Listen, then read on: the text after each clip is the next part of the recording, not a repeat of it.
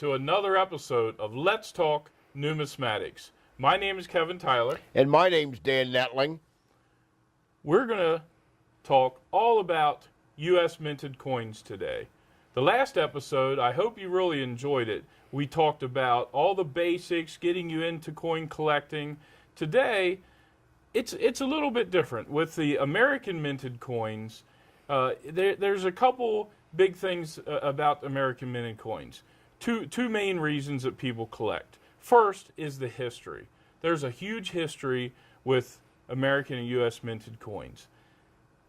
It tells a story of the country that it's from. So when you look at a coin, it could be the presidents of that country. It could be anything that really tells and binds to the history of that country. So we're going to break that down a little bit for you. And when I say U.S. minted coins, what I mean by that is all the coins starting in 1793 that the U.S. Mint, when it was formed, started minting to current date. So that's what we're going to be talking about today. There's other coins, but we're not going to really be discussing those. The second real thing with coin collecting in American coins is, besides the history of it, we have the aspect of the artistry. There's a lot of artistry that goes into making one of these coins, whether that is from the person that designed the coin, or the animal that's on the coin, or the president that's on the coin. There's a lot of history related to what they designed and that designer's work. And we're going to be discussing a little bit about that as well. So I hope you enjoy this episode. I think it's going to be a really informative episode. We're going to have to condense things down because we only have an hour, and this could be a 15-hour show, so we don't want to lose you, and we're just going to talk about certain things. Why do you want to collect coins? That's an issue that a lot of people ask. Why do I want to collect coins? Dan, a lot of people ask that. I think at the last meeting we had people ask that question. Well, why do I want to collect coins? These things cost a lot of money, or they might not cost any money to collect.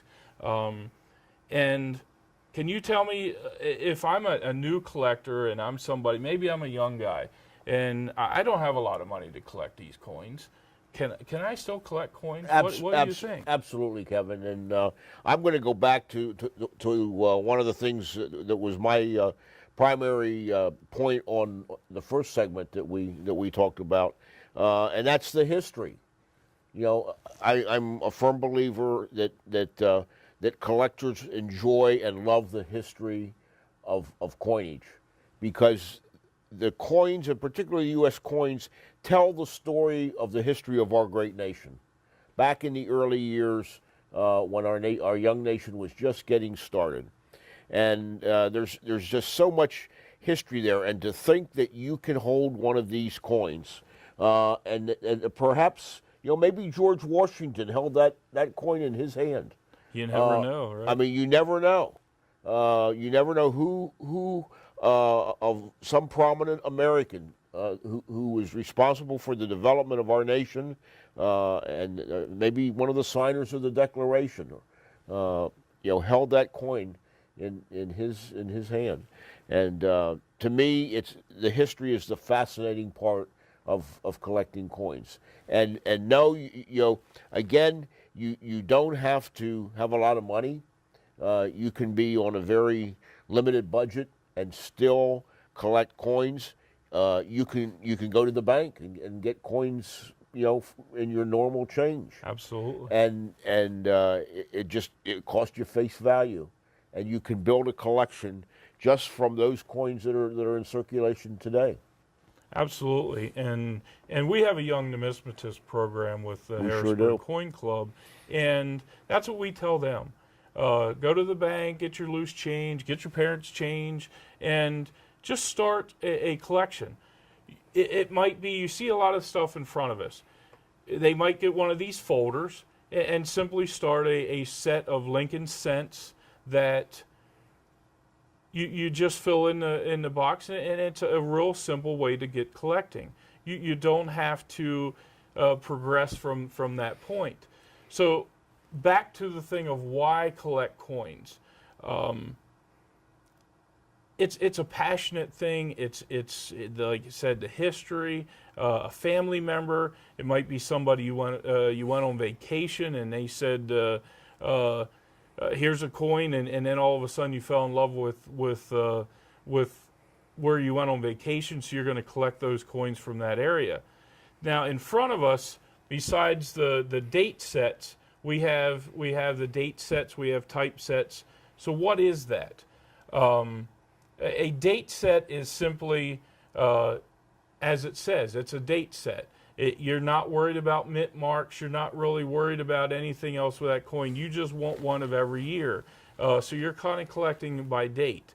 Then you get into mint marks. And when you want to get mint marks, then it turns into a complete set. So you start collecting, you got to have the Philadelphia mint, the Denver mint, the San Francisco mint.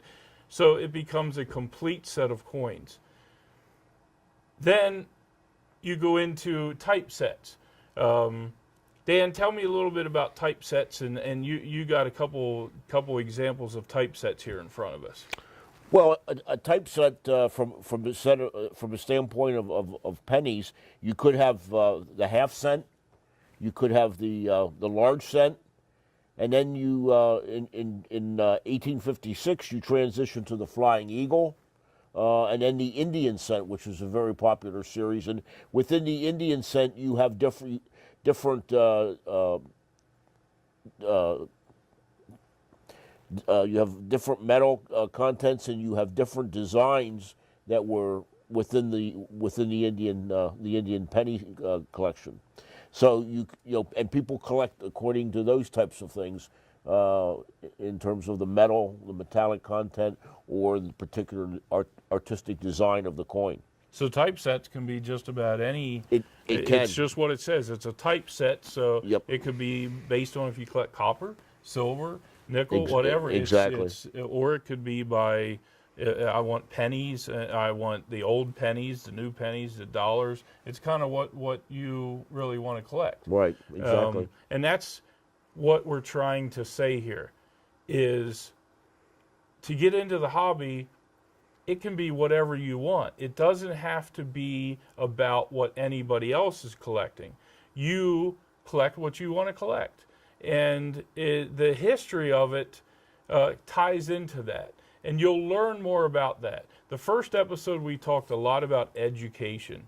Education is so important, and learn about all these things. We're just talking there again about American coins today, but there's so much even with American coins to learn.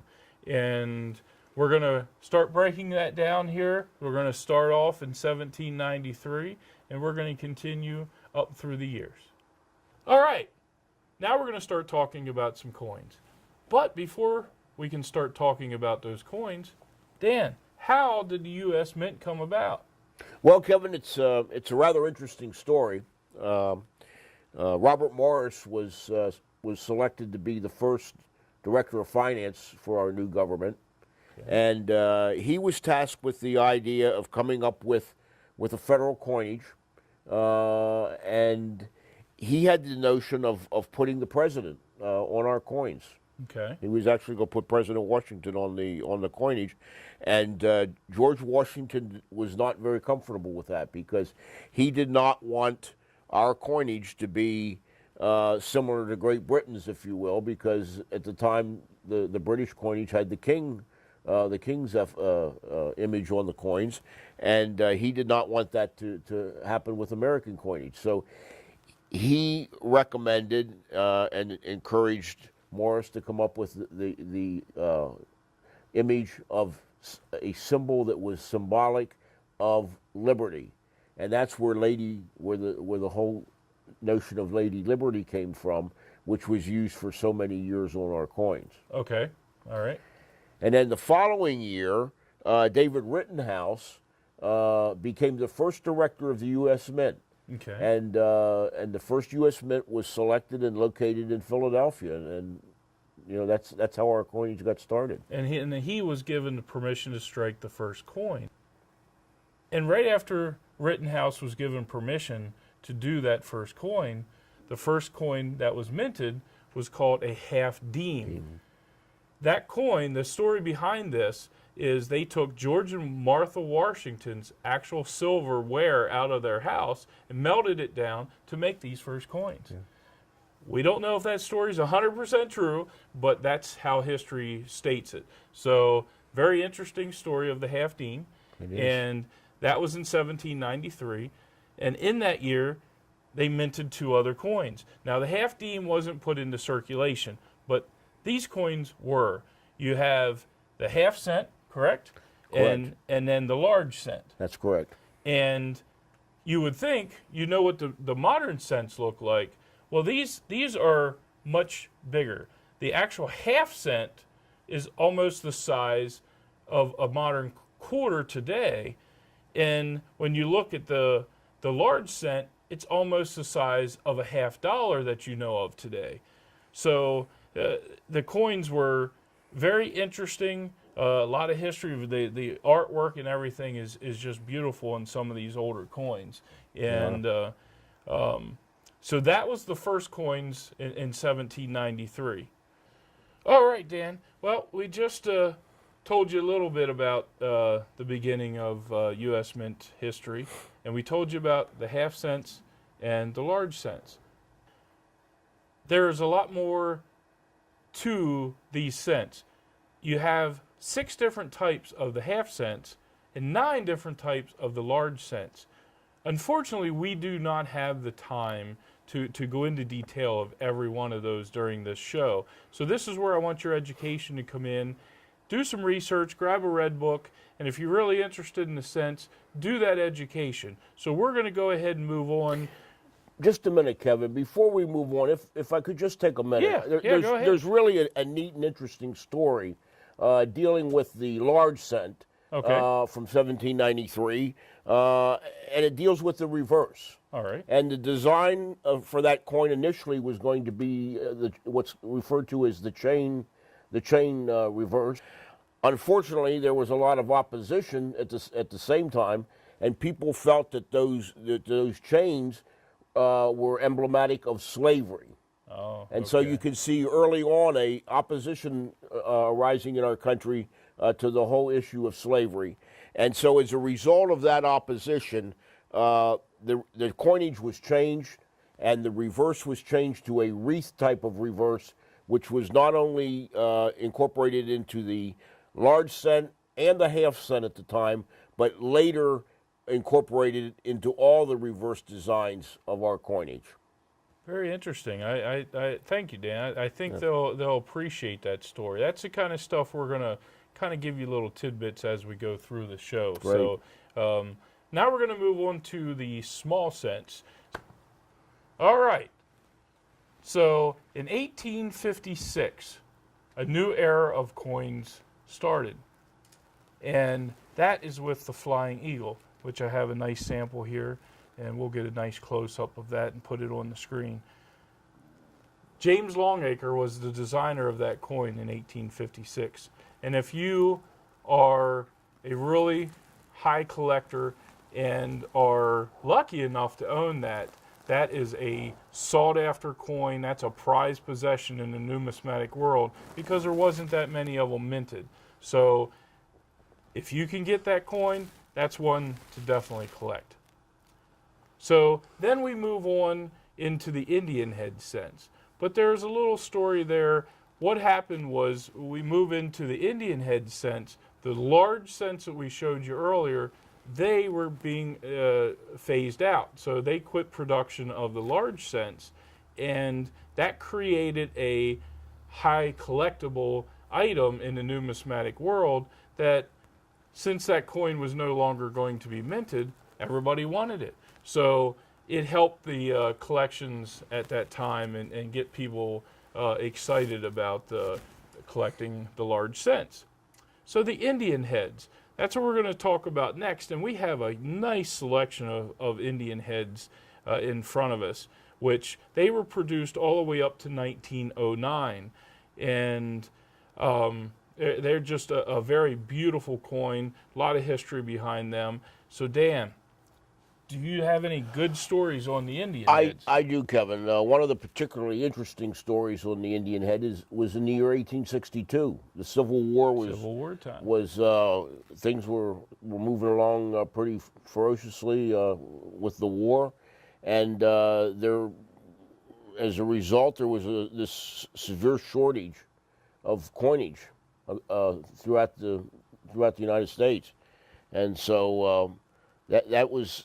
As a result of that, the federal government came up with other alternatives, like fractional currency and things like that, to offset that shortage of the 1 cent coin.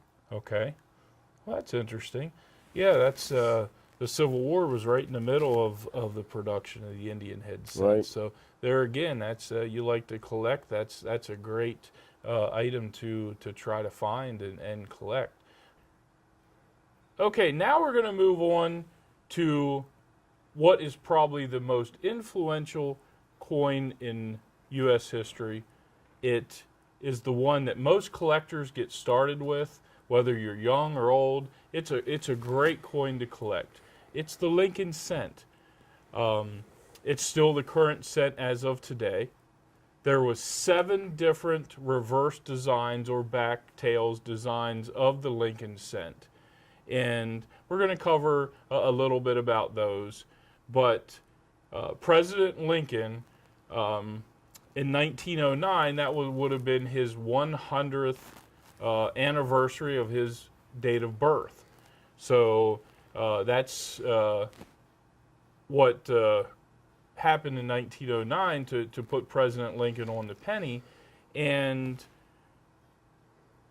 one of the other interesting subjects that about the 1909 penny is the designer, which was Victor David Brenner, and that VDB initials on the back of the very first penny in 1909 was not authorized according to the officials. It was not authorized, so they didn't like that. So they essentially told them to remove his initials off of the penny. And he's the one that designed it, but they made him get rid of his initials off of that. So that 1909 cent, if you have the S, which is the San Francisco Mint, which was a very limited mintage, that is the rare key date 1909 cent. There's other VDBs, but if you have the 1909 SVDB, that's the one to collect. So if you see that one, make sure you save that penny. So we're going to move on here with all the interesting stuff about the cents. And I mentioned that there's 7 different back designs. And we start with the wheat years. And then we move on to memorial cents, and you can see we have a nice selection here of Lincoln cents. And you can get these albums and put them in these albums, which is a great way to store your collection, unless you're moving up to graded cents, which I'll talk to in a second. So we went to the memorial cents, and then in 2009 there was 2 anniversaries happening there. It was the 100th anniversary of when the Lincoln cent started and the 200th anniversary of his birth date. So they created 4 different cents that year. The backs of those cents had 4 different designs. So look those up. They're an interesting collectible item to collect the 4 different designs in 2009. Then they went to the shield, and that's our cent that we have today. So, Dan, there's a couple different other stories here. So tell me about 1943. 43, Kevin. One of the most interesting stories out of the Lincoln cent era is what happened during World War II. 1943, the United States is in the throes of World War II. That particular year, there is a shortage of copper, and of course, there's a lot of copper in the Lincoln the Lincoln cent. So, the government decided to zinc plate the Lincoln cent in that year to save copper. And not only did they do it with the Lincoln penny, but they also did it with the Jefferson nickel for the period 1942 to 1945 because of the manganese and the silver that replaced the nickel in the Jefferson nickel. Yeah, that was really a neat story about the 1943 cent. It was. A steel cent. Well, that's an interesting one for you to collect. So make sure you're out there looking for that one because I know everybody wants that one. So there's another story I forgot to mention I wanted to say at the beginning is President Lincoln is the first person depicted on U.S. coinage. And that's an interesting thing in itself. We keep talking about history, and I love the Lincoln cent, as you can tell, but it is a really interesting one to collect. You can see there's a lot of them to collect. So get out there and get your Lincoln cent, whether you're collecting circulated ones from the bank or whether you're going after the proofs or you're going after the graded.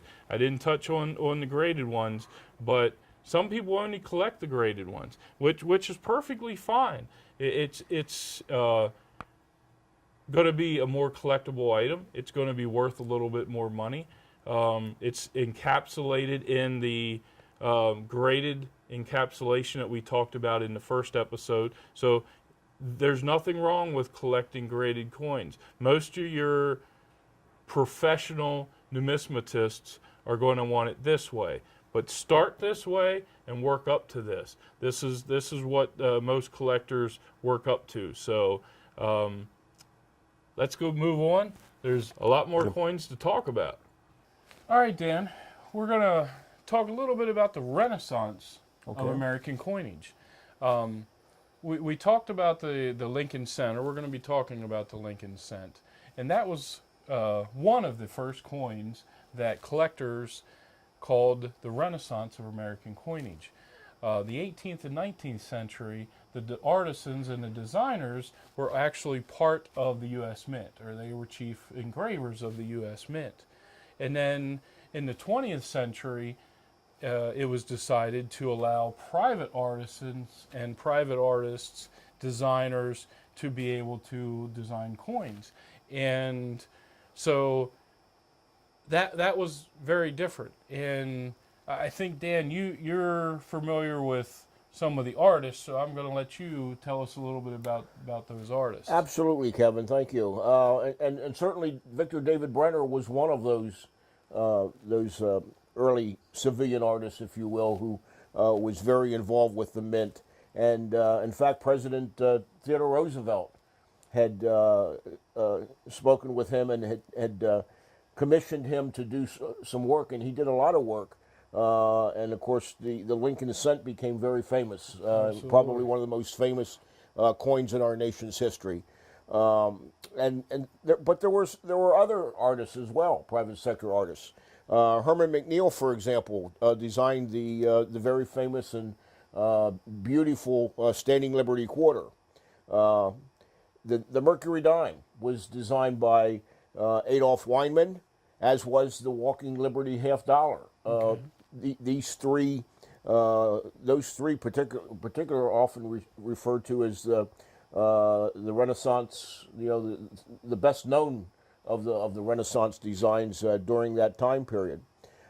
James Earl Fraser, another very famous name among the early sculptors, responsible for the design and the sculpting of the Buffalo nickel, which is again very beloved by collectors of early coinage.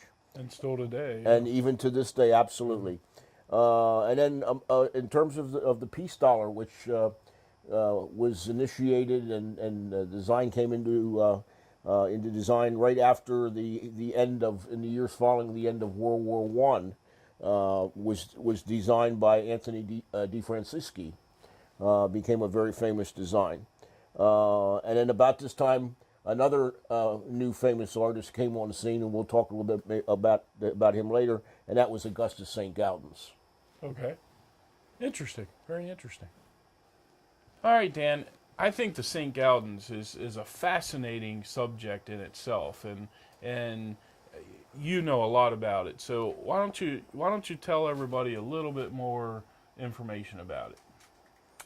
Well, yes, Kevin. The Augustus St. Gaudens design was very popular, and it's a very interesting aspect of American numismatic history. And Theodore Roosevelt had personally commissioned Augustus St. Gaudens to do the redesign of the classical artistry of that particular piece, and St. Gaudens had done several options on the design and presented them to President Roosevelt, including the Standing Liberty, and the Flying Eagle design that he had both done. But these designs are his Double Eagle design is perhaps considered by many to be his most famous design that he did. In fact, it's even endured to this day. And while due to the current price of gold, the option of owning a St. Gaudens Double Eagle by many collectors may be beyond their reach in terms of their resources and their budget. The U.S. Mint has used Augustus St. Gaudens' design of the walking of the Double Eagle and the Walking Liberty to spearhead their gold program. And what you see here is a 1/10 ounce gold piece. It's of course struck every year now by the U.S. Mint in four different weights of gold, four different denominations, and this is a pretty popular series too. And this is the Eagle. This is the modern gold eagle, which is struck every year by the U.S. Mint, but it is actually Augustus St. Gaudens' design. His initials are on the obverse of the Walking Liberty, and again, it's considered by many to be the most famous and the most beloved of all designs that ever reached circulation in terms of U.S. coinage. All right, everybody. Now we have something a little special. I want to introduce Mr. Kurt Bellman. He is an avid collector, and he's been collecting for a long time. He would be what you call your serious numismatist.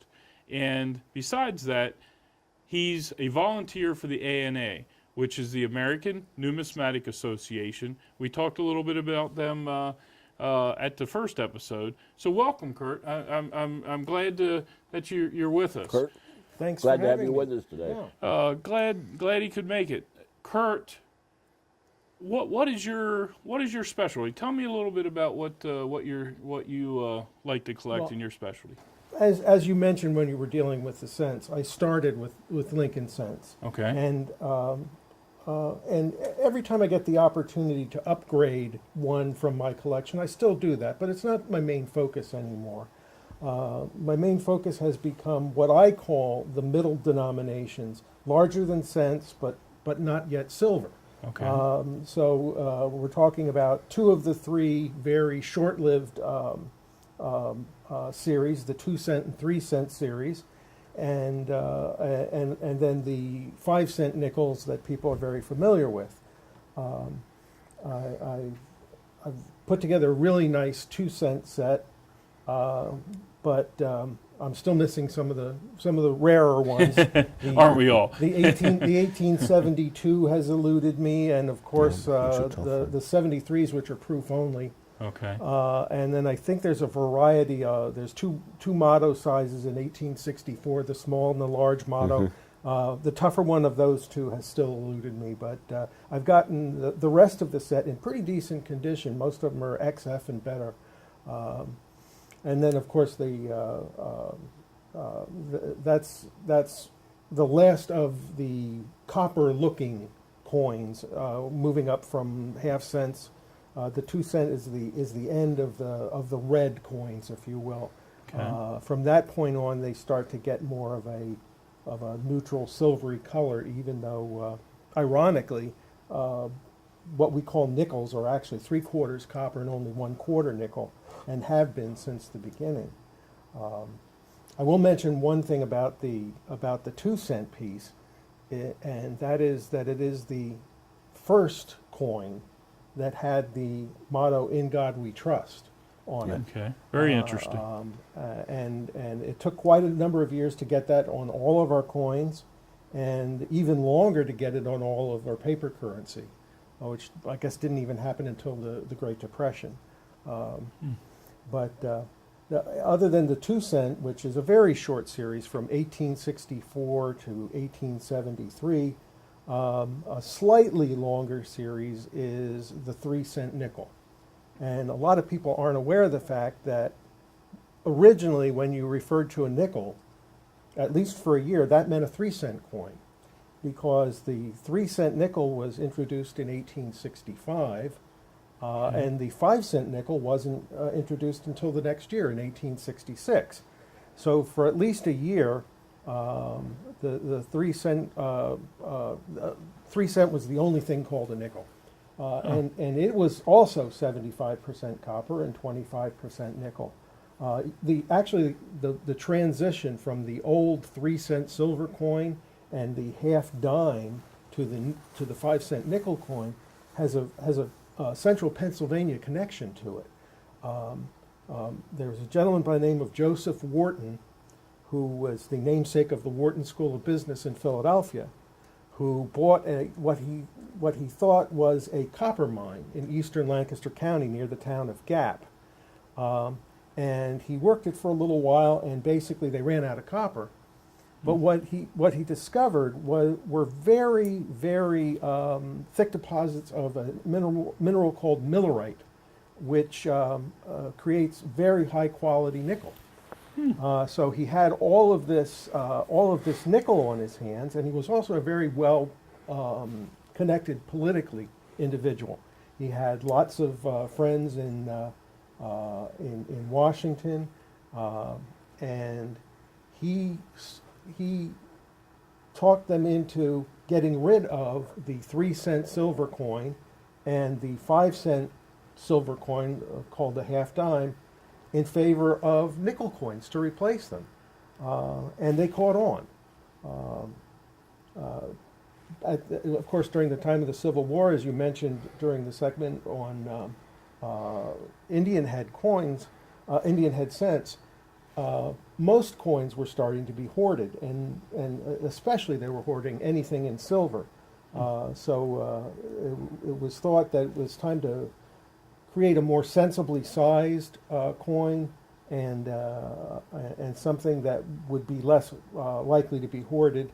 So that's why they moved to this nickel copper alloy that we refer to as the nickel. Again, 1865 was the beginning of it, and I guess it was pretty well played out by about 1874 or 1875, but they still continued to produce the 3 cent nickel in proof and in very limited circulation strike mintages all the way up through 1888, when it was finally discontinued. There was only ever one design of the 3 cent nickel. In fact, I'm not even aware of any major varieties in the 3 cent nickels, other than the fact that it was a very hard metal, much harder than anything they had struck before, and it had a tendency to prematurely crack and break the coining dies that were stamping the coins. So what you'll frequently find if you get involved in early 5 cent nickels, or in 3 cent nickels indeed, is that you'll frequently find what they call die cracks in the coins because the metal was so hard that it would actually start to fracture the die steel that they were making at that time. So Joseph Wharton got the bill passed with the help of his congressional friends, and he used the nickel that he mined out of the Gap nickel mines in eastern Lancaster County, established a plant to refine it over in Camden, New Jersey, and of course then just shipped it across the river to Philadelphia, where all nickel coins were made up until I believe about 1912. They were only made at the Philadelphia Mint. So he had himself a ready-made little business there. It sounds like it. That's very interesting. I didn't. That's a story I didn't even know. I didn't research that story. Either.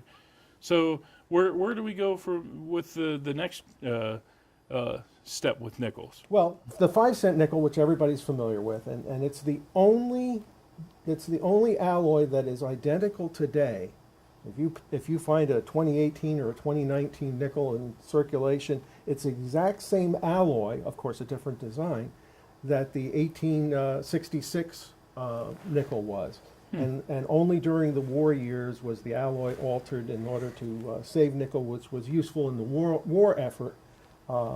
And they actually replaced the nickel with manganese and silver during the war years of 42 through 45. But other than that war year period, the nickels are the exact same composition that we see today so far. That may change soon. Now there were several designs of nickels in the series. The first one was a shield nickel, which looked an awful lot like the 2-cent piece, except a little smaller and obviously in a whiter color. That one ran basically from 1868 up until 1883, when they transitioned into the Liberty Head nickel, or as we like to refer to it locally, the Wee nickel or the V nickel, so named because of the large Roman numeral 5 on the back. And then from those were produced from 1883 all the way up until 1912, and actually 5 were surreptitiously made in 1913. But the one was, but in 1913, that was supposed to be the beginning of the Buffalo, or Indian Head Buffalo nickel, which ran up until 1938, when we transitioned to the Jefferson nickel, that was the classic one that most people are familiar with, although they did change the design of that they actually did 2 of them, 2 in 1904, in 2004 and 2005. And then by 2006, they went back to Monticello on the back of the nickel, but they had a different view of Jefferson on the obverse. He was more or less looking at you rather than in profile. Okay. And we've had that one up to this day. The other thing that's very interesting about 5-cent nickels, it is a series that had to be fixed, if you will, or changed very early in its run in every case. In 1866, they initially had rays between the stars that radiated out from the middle of the reverse of the coin and came out past the stars.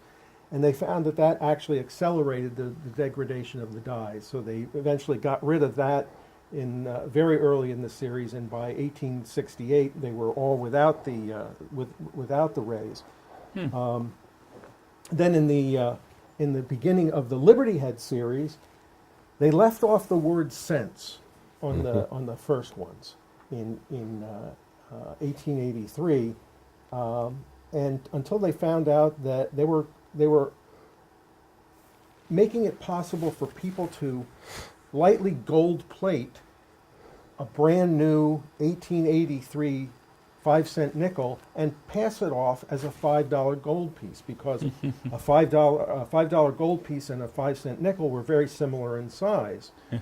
So they called them racketeer nickels, because people would plate them with gold and pass them off as $5 coins instead of 5-cent coins. Okay. So they got rid of that later that year and put the word cents on to eliminate that problem. So that was the thing that needed to change on that one. On the Buffalo nickel, initially they had the words 5 cents on a mound that was the highest point on the reverse of the coin, that very quickly wore off. So they actually changed what the buffalo is standing on to be basically a thin line, and then the word 5 cents are below that thin line, as opposed to being on this mound. So that's how the Buffalo nickel had to be changed very early in its series. And then finally, the Jefferson nickel in 1938. Of course, they have Monticello on the Jefferson's home on the back of that, and they found out that the steps, the steps of Monticello were all mushy and warped looking on the coin. So basically, in the first 2 years, they actually refigured that one in 1939. So there's now 2 varieties of those in 1939. So it's a coin that we've never gotten right on the first try, is the bottom line. The 5-cent nickel coin needed to be monkeyed with very early in every particular manifestation of it, or every part of the series. To me, that it's really fascinating, because there's all kinds of these subtypes and subvarieties that you can get into, and finding them all in really nice condition is quite the challenge. Nice thing about collecting nickels is there's not a lot of precious metal content, so they don't tend to get melted down whenever we have a spike in silver prices, which happens to some of the larger denominations. And also, whenever silver is hot, I find that, as it was, for example, back in 2011, silver got close to $50 an ounce.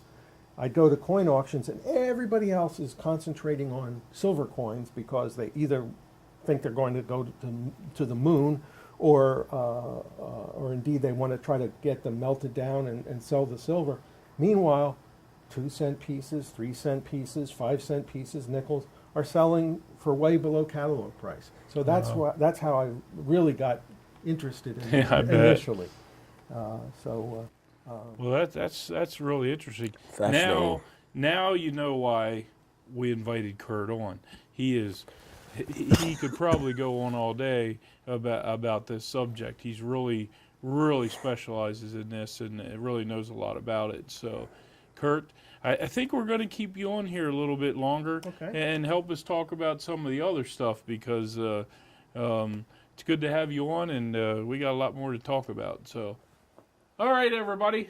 I hope we still have you wide awake and ready to go into the next section, which is dimes. We made it up to the dime segment, and we still have Kurt here, and Kurt's going to talk about dimes because it's still in his wheelhouse. So, Kurt, tell us a little bit about dimes. Well, dimes are, of course, the lowest denomination that most people are familiar with, that is primarily made of silver. I mean, obviously there were 3-cent and 5-cent silver coins way back, but I don't know, maybe I'm dating myself, but in my lifetime I remember silver dimes in circulation. Yeah, granted, I was 8 or 9 years old, but I do remember it. But dimes are kind of related to the quarters and half dollars, because their size and their weight is proportional to their denomination. So basically, a quarter, silver quarter, was 2.5 times the weight of a dime, and a silver half dollar was 5 times the weight of a dime, or twice as much as a quarter. So their size was determined by the value of the silver in the coin. A lot of people are familiar with the Roosevelt dime. The design is still very much with us, even though it's no longer made of silver. But for much of the history of our silver coinage, there was a common design shared by the dime and the quarter and the half dollar. From the approximately 1837 to about 1891, there were various versions of a seated liberty design, which literally was a figure of liberty seated on what looks like might be a wooden box or a backless chair or something, with a shield, and it's not a headshot. That's the difference. It's not a close-up profile, which is mostly what we associate with most coinage, and it was with us for so many years. In fact, I know the American Numismatic Association, for whom I'm a national volunteer. I know that they were founded in 1891, and I was imagining being at the first banquet in Chicago in 1891, and thinking, what do they do for fun? Because I mean, all the coins have looked the same since 1837. Yeah. It's all the same. I mean, obviously, except for the cents and the 5-cent pieces and the other denominations, but in recent years we've gotten away from that. And of course, before the seated Liberty coins, we had the various types of what they call the bust designs, which was more of a close-up of a profile of the head of an allegorical liberty representation. Once we got to 1916, you might have noticed I left out from 1892 to 1916. There was again a shared design put together by Charles Barber, and you can find Barber coins out there, and there is a very dedicated subcategory of collectors. The Barber coin collectors are a very active and very focused group, just as there's a similar focus group for seated Liberty collectors. And they have their meetings every year at our national conventions. But we've really diverged since then. In 1916, the dime moved toward the Mercury dime that a lot of people be familiar with. It's actually Winged Liberty. It's not Mercury, but it's kind of its nickname. And of course, then the quarter went to the Standing Liberty design starting in 1916, and the half dollar went to the Walking Liberty design.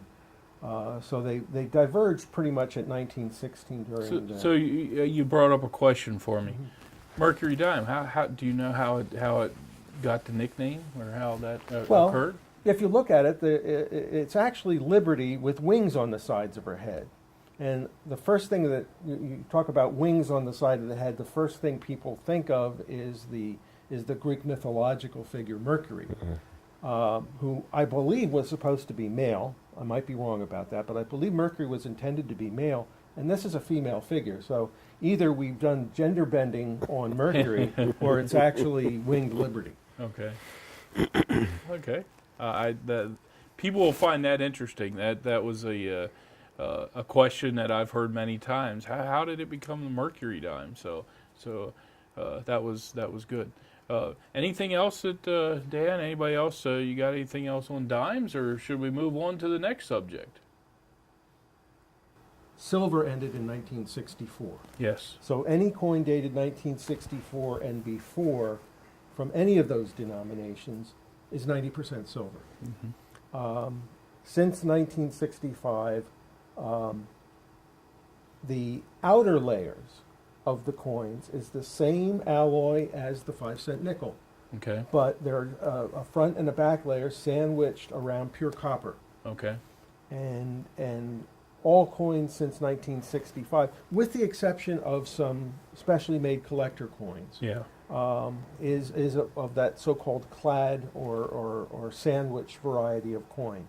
So that's why there's a lot of collectors out there who have drawn a line at 1964, and they say they're not interested in anything more modern than Yeah. that. Right. I just imagine maybe at the 1893 banquet for the American Numismatic Association that people were talking about this modern junk that came out with the barber coinage. But no, it's Yeah. Well, within your area of expertise, Kurt, what's your very favorite? If you had to pick, one denomination that's your kind of like your passion or your very favorite, what would it be? I would say really high grade, good condition buffalo nickels are my very, very favorite. Okay. You can find buffalo nickels all the way from at the low end that they're so worn that you can't even begin to tell what date they are. Right. But when you see a well-struck buffalo nickel, either from very early or very late in the series, it is a thing of beauty. They're gorgeous, aren't they? They are astonishing. What you will find is in the middle years, that's the time when it's tough to find really well-struck ones. Mm-hmm. During the middle years, for example, we've got a folder in front of us of some buffalo nickels. Generally speaking, the first page and the last page you can find in very, very nice condition. If you can find these middle ones in very, very nice condition, you found something special. Because Right. a lot of them were not well struck at all. Okay. A lot of them were when they were brand new, they just looked kind of mushy. Right. And there's a couple of things that people like to look at. For example, how distinct are the horns on the buffalo? How distinct are the lines at the end of the buffalo's tail? Those sorts of things. How well struck is the shoulder of the buffalo? And if you can find fully detailed middle years buffalo nickels, you've done something very special, and that's the fun for me. I mean, for when I was a beginning collector, it was all about filling holes in the album. Right. But later in my collecting years, mostly for about the last 10 years when I became very serious, I'm much more interested in finding superior pieces, and the empty holes don't bother me so much. I'm very fortunate to have a son who is as interested in numismatics as I am, so I'm not consumed with the idea of what's going to happen to my coin collection. I know he's basically going to take the starting point that I leave him, and he's going to build on it. Excellent. So yeah. that's for me. That's very Teaching the next generation. That's an excellent point, and I guess I would just as a follow up to that, if you had to give our young collectors out there one piece of advice, of numismatic advice, what would it be in terms of their collecting? in general. Yes. Get the nicest pieces you can afford. Now, realizing that when you're very, very beginning stages, maybe you're going through rolls of coins from a bank. Right. That might be, look for the best, with the most luster, the most red remaining Lincoln cents you can find. You're not literally buying them, you're taking them out of circulation, maybe you're replacing them with a lesser coin to make the roll again full and then redepositing it somewhere else. But as you get more disposable income, get the best coin you can afford to get. Go back and Yes. get the better quality. Yes. Absolutely. That's very sound advice. Yes, it is. Yeah, that's for our young collectors out there. That's what we encourage you to be doing, and there again, that education thing keeps popping up there. Yep. You got to educate. We have all these books that we keep showing you and keep talking about. You need to have that library and get those books and continue to educate. All right, Dan, it's been another exciting episode. It has. We have to do something a little different with this episode. We had so much content that we have to split it in two. So episode 2 is actually now going to become episode 2 and episode 3. So the U.S. minted coinage is going to be in the next episode. We're ending now. It'll start off at quarters on the next episode. So hopefully you come back and watch that episode with us. Dan, we constantly encourage people to visit us on our website. Absolutely. HarrisburgCoinClub.com. Go there, give us your feedback, tell us what you want to hear.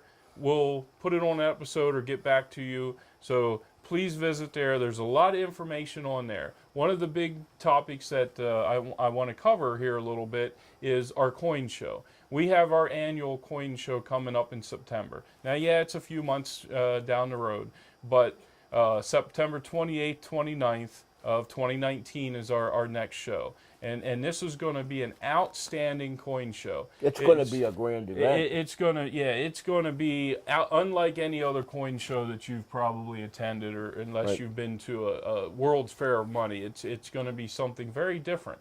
And we want to see you there. We want to meet you there. We're going to be filming an actual show the entire time at our show. So don't miss that. Put it on your calendars. Go on our website. There again, all the information is there. And we look forward to seeing you again next time. That'd be great.